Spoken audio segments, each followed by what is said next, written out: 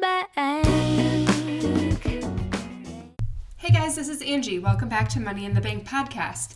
So I actually don't have Brett with me here again this week. I know I've only done this one other time where I've gone kind of solo, and I know I haven't uploaded in a while, so I wanted to start by saying I'm really sorry. Brett and I have actually been insanely busy, as I'm sure you can guess by our absence, because we're usually pretty consistent, but he's actually been traveling just a ton for work, which makes it really hard with our schedules to coordinate. And we actually have a big announcement. We will be relocating to sunny Florida for not just for the winter, but for, I guess, a long time. So obviously, as you can imagine, when you have to move your entire life across the country, it takes some time and it takes some work. So I'm really sorry. Hopefully that kind of explains our absence, but I wanted to kind of just come back this week and chat with you guys. And then hopefully by next week, Brett will be back with me and we have a lot of really good content in store for you, especially with this move, right? That's been I keep joking with Brett. I'm like, oh good. Like we have so much more, podcast content now that we can talk about, such as moving your life across, the country, how to move for a cheap price, going apartment hunting again. We're actually not buying a house right away down there, so we're gonna live in an apartment for a while, so we got to go through that whole process. And the exercise of downsizing to move across country. There's a lot of great topics in there. And then as well, I've gotten some listener requests, and trust me, I hear that. I will get to your topics just as soon as I can. I know one that's coming to the top of my mind is actually talking about doing your own taxes.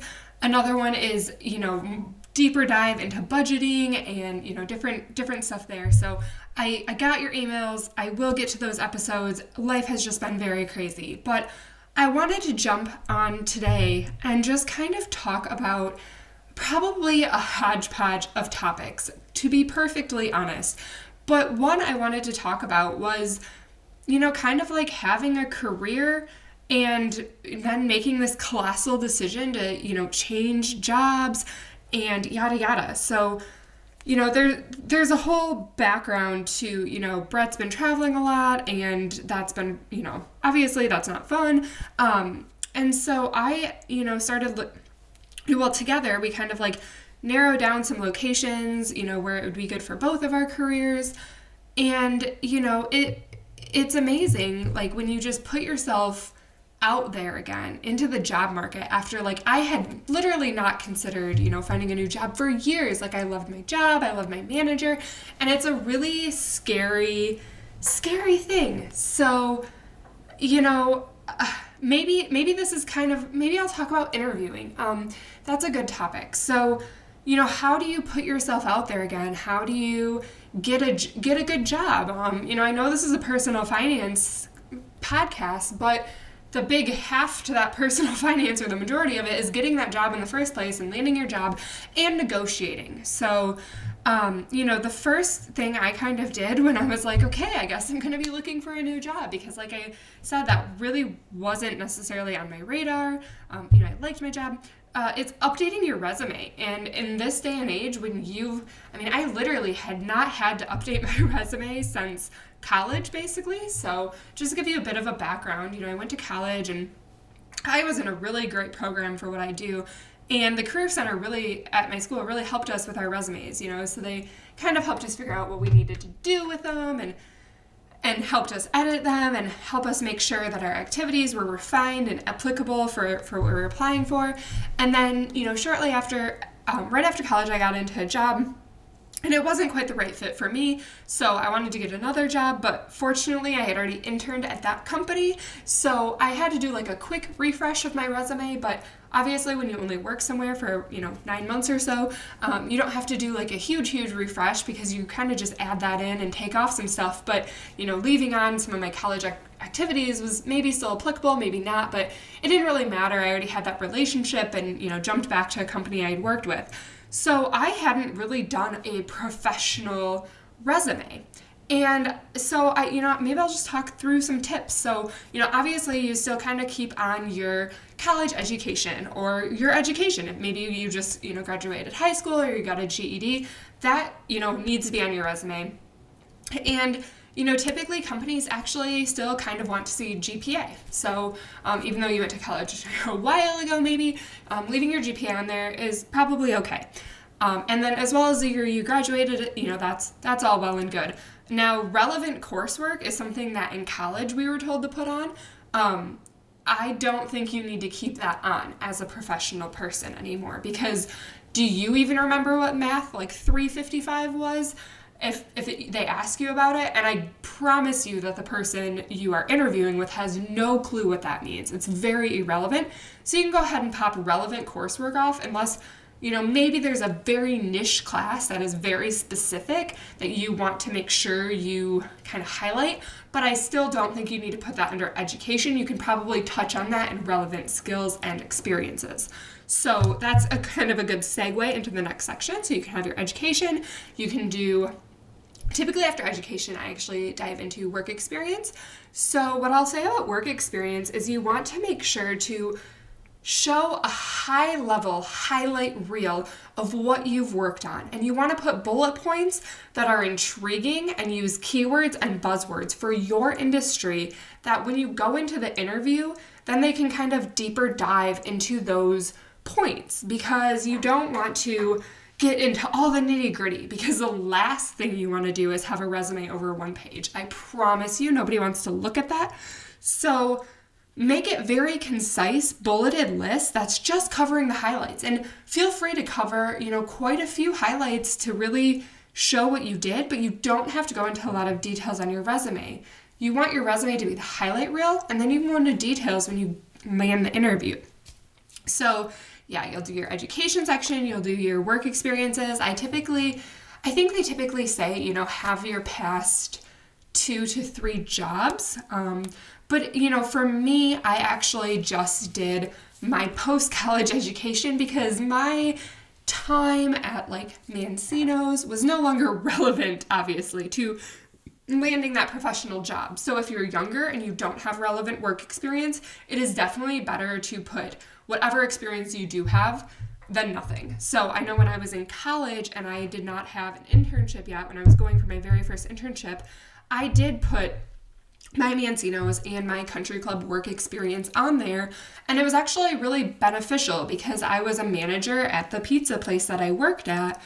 And a lot of interviewers, kind of asked me about that, even though it might not be obviously the same type of job. The fact that I was gaining leadership experience at a young age was something that they asked about. So when you're younger and you don't have relevant work experience, go off what you do have. But when you're older, let's say if I was out of college and I only worked at one place since I graduated, I probably would have only put that singular work experience on there instead of anything prior. So after that section, I think it's good to kind of dive into your technical skills. Or relevant, if you're in a field that does not have technical skills, then your relevant experiences. So these might be things kind of outside of a work setting that still apply to your work. So, right, Excel and Microsoft Office skills are, a really big kind of key point here. But, something else that I've actually seen recently is that more and more companies are looking for these soft skills. So that's more your communication and organization skills. So this is kind of where I touched on, maybe if you've taken these classes or courses where you've gained a particular skill set, maybe you don't list that relevant coursework, but maybe you touch on, the communication skills that you've developed or the presentation skills, if there's a neat way to do that. And also, it doesn't have to be formal education skills. If you have taught yourself how to edit photos, for example, or how to edit videos, and you feel, very proficient in Adobe Photoshop, even if you don't have, technically professional education on that, that's okay. If you're self-taught and you actually know what you're doing and you can describe it. I will say you don't want to say that you are proficient in Microsoft Excel and then have no idea what a VLOOKUP or a pivot table is, right? So I can speak to that one because I kind of live in spreadsheets. So I'm sure it's very similar with, Photoshop. I am definitely not as well versed in Photoshop, but there's probably some basic things like layering, and I won't say any more than that because I'll just make myself sound like an idiot. But, you don't want to like say that you're skilled in something if you're not. So yeah, that's kind of the main stuff to include on your resume. Like I said, just a quick snapshot. And then, some people also kind of touch on hobbies or volunteer activities. I would keep this fairly short, but it can be good if it's either applicable in any way or if you just want to kind of show a little bit of your personality to the employer. And then as far as references go, and this could be industry specific, but I don't necessarily put specific references on my resume, but instead I might include a line that just says references available upon request. And then kind of like the last thing, I guess the first thing, but people always ask about is an objective. So some people put an objective on their resume, which is usually just a sentence or two describing what you're looking for. This can be very good if you're targeting something specific or targeting specific companies and you really want to tailor it for them. That's when a cover letter might also come in handy. I wouldn't write a generic objective statement. If I actually have helped out with recruiting efforts in the past, and when I get resumes in and the objective is like, I want a job, I'm like, of course, that's why you're sending me this resume. You just wasted a very valuable line on your resume telling me something I already knew. But if you have a specific objective of like, I think it would be very beneficial to work for this company for X, Y, and Z reason, and you have done like research on that company and you have a very specific targeted objective, then that would definitely be something I'd put on your resume because it would make you stand out from other candidates, that you have really already thought about why you would be a good fit for that company or why they would be a good fit for you and why you want to work there. So again, the main things are, kind of outline your education, if you have a targeted objective, your work experiences, and your relevant skill set. Outside of that, it is very important to use the right buzzwords for your industry. The reason it's so important in this day and age is a lot of times when you submit a resume, it goes through HR screening and filtering. And 9 times out of 10, those screenings are actually written by a scripted code that kind of comb through your resume and sort looking for certain buzzwords. So when you see a job posting and they say, these are the skills we're looking for, and they have a list, you kind of want to phrase things in a similar way so that you can kind of make it past that screening. Now, if you're applying to a smaller company where maybe you can even go in and drop off your resume or hand it in, that would obviously be a very different story. But if you're applying for any type of bigger company that has an HR department, which is obviously a lot of companies in this day and age, you want to make sure you're tailoring it to break through that initial barrier. So, all right, you submitted your resume and you followed all of these lovely tips, so it went well, and you get a call back for a phone interview. That's usually a first step in this day and age, unless you're maybe in town and then maybe you go in for a face-to-face, but typically they do a phone screening or a phone interview first. So, what are some good tips for this? Well, make sure that you can, one, answer anything that you did put on your resume. If they ask about something and you're kind of at a loss for it or you can't explain it in more detail, that's going to kind of be a red flag.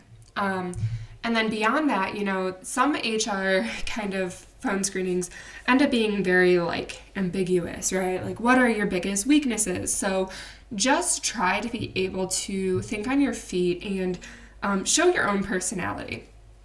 And then the last really important advice is prepare questions. So I know job interviews can be very nerve-wracking, but you have to remember that you are interviewing the company just as much as they're interviewing you. This was something that, as I was going through my job search recently, I had to really keep in mind because, as I mentioned, I love the company that I'm currently at. I have a great job. I have a great manager. I work with great people. And, we're moving, for personal reasons and stuff like that. So it was hard for me to leave. And I knew that I wanted a specific kind of culture that I was going to be moving into. I didn't want to give up a job that I liked and backtrack into a job that I didn't find as enjoyable. So you have to keep that in mind, that it's not just them interviewing you, it is you interviewing them. And take that time to ask questions and get a feel for the type of workflow and the type of company culture. Just by asking, what's the culture of the environment, or what's your favorite part about working there, or what's your least favorite part about working there, it can give you a lot of valuable insight into that company and what you might like or dislike about it. So that's really something to keep in mind, is always have a few questions to kind of touch on when you're on a phone interview. Even if you don't get to all of them, you'll at least get to some of them, and it'll give you a little bit of a flavor of the company. So, hopefully that goes well, and then you get to go. Sometimes it depends on the job and the career, but usually after a phone screening, you'll have some type of in-person interview, unless it's very long distance, and perhaps they would just do another series of phone or Skype interviews, depending if you're moving cities or staying in the same city. So for in-person interviews, or kind of that second round, it's a lot more of the same. So one thing you will find is you will find yourself repeating what you're saying a lot. And this can get confusing during interviews. If you've had that phone interview and then you're talking to somebody else from the same company, you might think, well, I've already said this and I don't want to repeat myself. But they probably didn't give each other a full rundown of what you said. So if they ask you a question, feel free to, have the same response and just, say it again. Or if you think like, wait, did I already tell this person that? You can always ask for clarification, or you can just kind of keep going. And usually it's not held against you. And then again, keep those questions kind of at the forefront. I always say make a list of maybe 5 to 8 questions, and then you can ask 2 to each person. Or it's okay to repeat questions, right? You could come up with 2 to 3 really good questions. And if one of them is, what is your favorite thing about working here? You can literally ask everybody that same exact question, because everybody will have a different answer. So, that's a really good thing to ask and a really good thing to do. So, then congratulations, you've, made it through the interviews, and you did a good job, and you knew everything on your resume, so you impressed them with that knowledge, and you had really good questions. Honestly, I kid you not, having good questions will take you very far in this world, because like I said, I know you want a job, right? Everybody looking for a job wants a job, but you also have to make sure that you want that specific job. So know your worth even when you're interviewing, that you don't have to, and that's the beauty. They actually always say it's easier to find a job when you have a job, because you're not at the mercy of I have to land this job. So if you are in that position where you're like, yep, I really do need this job, maybe it's a little bit different, but you still want to make sure you have as much information as possible about the company before you make the decision. So, you always want to ask those questions. But so yeah, you've made it through that and you get the job, and they call you to tell you that you've gotten the job. Another very important thing to do in this stage is to know your worth. So, make sure you go on Glassdoor, or you go on, potentially like LinkedIn or Indeed or whatever, and what that position is making, or what that average income looks like from that job, because you don't want to sell yourself short. And, sometimes companies will come back at you and they'll give you a very fair offer right off the table. And that's a perfect world. But, in my job search, I was getting, advice from different people. Different people were telling me different things, friends who had found jobs recently. And they always said, you're worth what you negotiate for. And I'm not the type of person that has an easy time negotiating. I don't like, pushing back in that way, or making it about money, I guess, because I never want to feel like my decisions because of money, which is funny, I know, because we talk about money a lot, and saving money is obviously very important to me, but at the same time, I love what I do, and my happiness is more important than money. So, it's not all about money to me, and it's not about, making top dollar, but you also want to make sure that you're vocal and getting a fair wage, right? Because we hear stories all the time about people who are getting underpaid for the type of work they do, and that's not cool either. So, make sure you know what that average is, and you can go out and find that information. That's what's nice about technology. You can go right on Glassdoor and you know what that should be. So don't be afraid to negotiate or ask for more money or ask for clarification or more details about their health insurance plan, right? That's that's all stuff that is very fair to ask about once you get an offer. So I would never recommend asking about pay while you're, on the first round of interview or even the second round of interview. But once you kind of get to that point where, you're talking about an offer, you do want to know what all the details look like. And in this day and age, that really does include 401k contributions and health insurance. So ask about that stuff and don't be shy and don't be afraid to ask, because if two jobs are close and you pick one, maybe because it pays a little bit more, but then you find out that their health insurance, passes almost all of the cost to you, you might have been better off taking that other job anyways. When premiums can be $500, $1,000 a month in the United States for healthcare, then that can be a huge swing with things. So yeah, just negotiate. Don't be afraid to ask for what you want. And so where else do I want to go with this? So yeah, I kind of mentioned things might be different if you're local or looking to make a move. So, something else I kind of wanted to touch on is don't feel that you're limited to the place that you currently live. So maybe you currently live in an area that doesn't have a lot of options for what you do. My field that I'm in is actually quite specialized. So the city that I went to college in, actually, I could not have stayed there and done what I did. So I had to move right after college. And I interviewed in 5 different cities, I believe, right after college. And I ended up moving, up to Chicago for a while before coming back to Michigan, where I, have worked for, quite some time now. But like I mentioned, in my field, it just wasn't an option, I guess, to interview in the same job and or in the same city. And it would have, I don't know, that wasn't the right decision for my family to stay here. So, that was also another very cool thing, is I was very willing to go anywhere. So once that was kind of on the table, that I wasn't staying in the current city and we were willing to relocate, then I could kind of look nationally at all these different jobs and say which ones are a good fit for me and my skill set, and look at that. So sometimes if you feel kind of stuck in your role, or you think, there's not a lot of good jobs for me where I am, or anything like that, you don't have to stay, I guess, where you are. I think that's kind of like an interesting thing to think about, but you can move and you can go somewhere brand new and try new experiences and try new things. And I think a lot of times we think that's an option right after college, and then we think, it's not so much an option once we kind of get settled in somewhere, or once we, get married. And I know, or once we buy a house, right? Brett and I actually just bought this house 2 years ago, and we were not planning on moving this quickly out of here. And it's actually been, a little crazy, a little overwhelming to think about all the stuff that we bought for this house that we actually don't need if we move. But it's been very humbling as well. So that's been a good thought exercise to realize that even some of the stuff that we bought intentionally was wasteful, ultimately. But it was also kind of exciting to think, well, if we could literally move anywhere, what sounds appealing, or what jobs, sound appealing, more importantly. So, feel free to do that exercise too.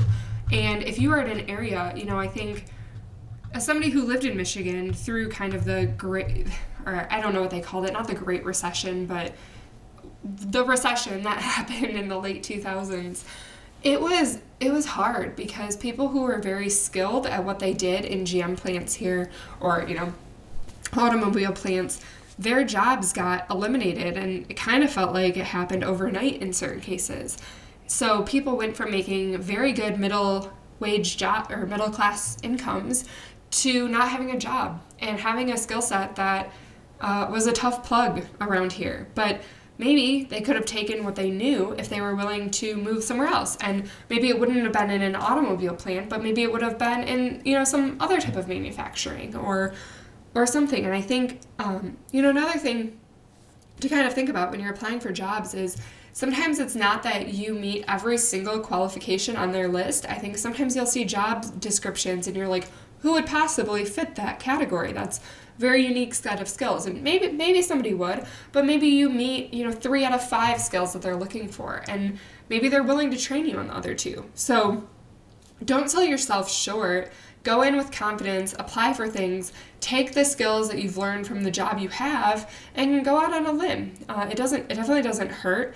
And, I will say, if you have a job, don't just quit it and then try to find one, after that. But if you can kind of try to bridge that and keep a job while you're looking for another one, and I know that's not possible for everybody, especially if you're looking to relocate. Sometimes you really need to relocate first to get a job because they want to see that city address. But, and also humble yourself, I guess, if you're I definitely want to relocate before getting a job, but I definitely will only want a job in my field. Maybe it's not going to be possible right away. Maybe you need to take a job doing something else in the meantime if you can't, get one in your specific line of work right away. And that's okay too. Maybe it's a little pay cut, but maybe you'll learn new skills that you kind of never really thought about that can actually be applicable and make you a better worker overall. And lastly, I kind of want to touch on being a good worker. So when you get a job, work really hard. Set yourself out from the crowd by being the person that does a good job, that checks their work or prides themselves on churning out a good product.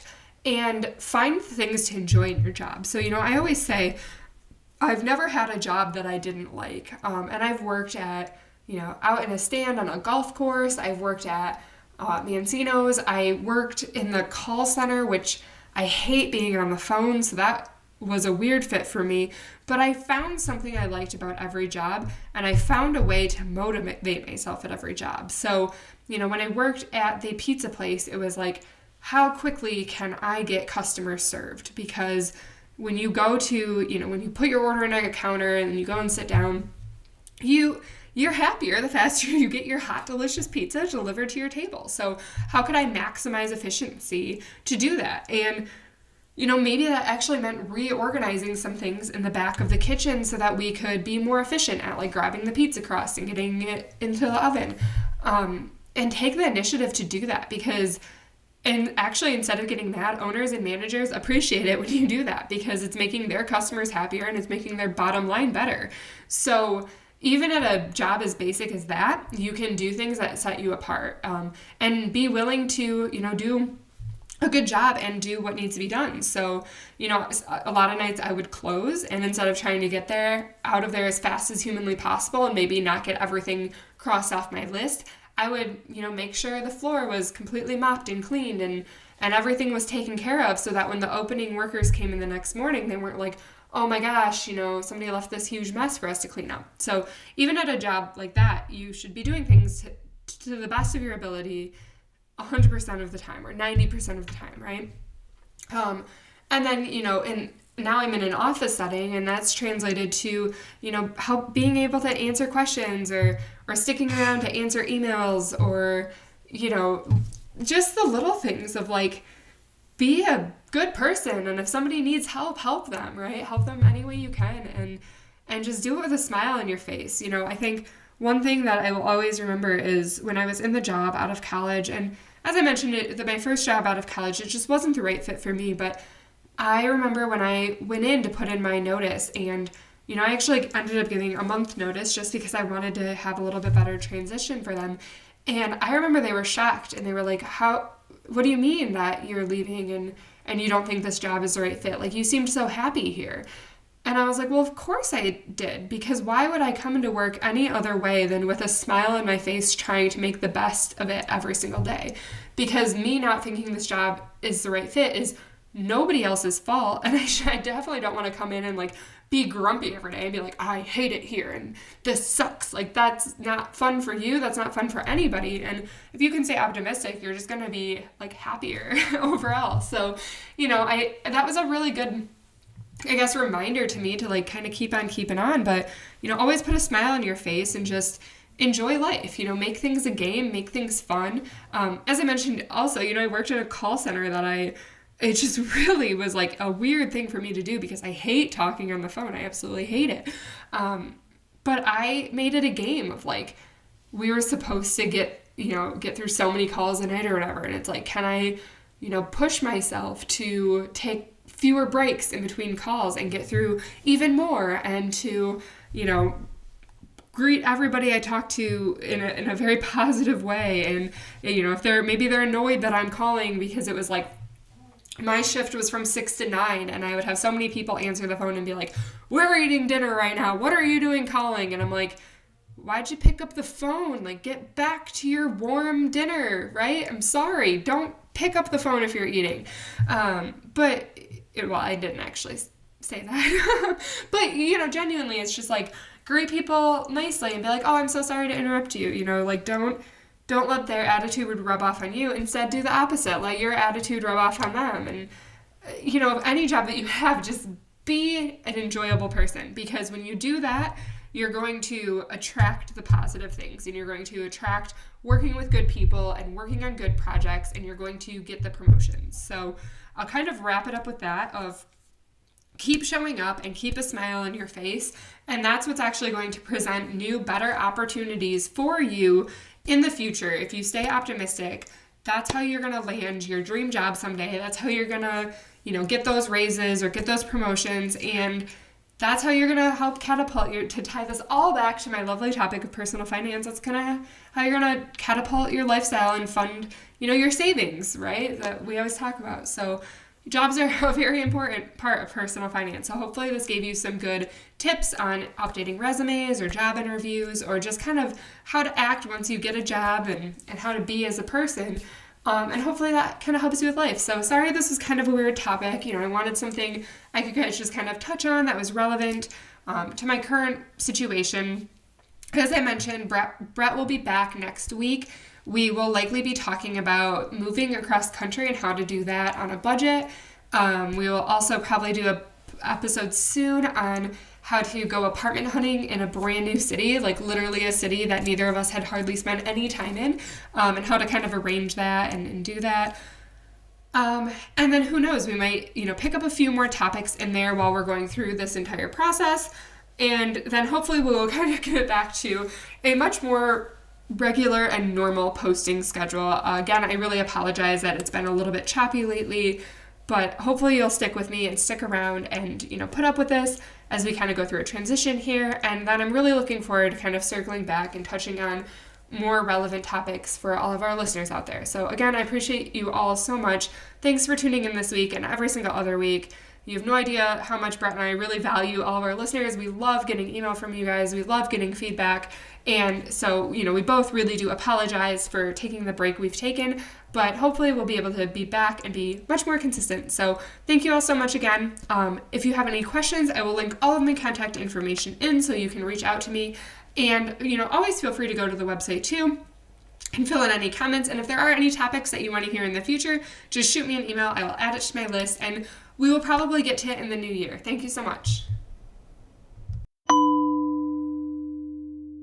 Hey guys, thanks for tuning in to this week's episode of Money in the Bank. Make sure to subscribe to us on the iTunes or Stitcher app so that you get weekly alerts every time we post a podcast. Or if you want, you can visit my website, moneyinthebankpodcast.com. And if you want to reach out with any questions or further comments, please email me at Angie@moneyinthebankpodcast.com. I look forward to hearing from you. Money in the bank.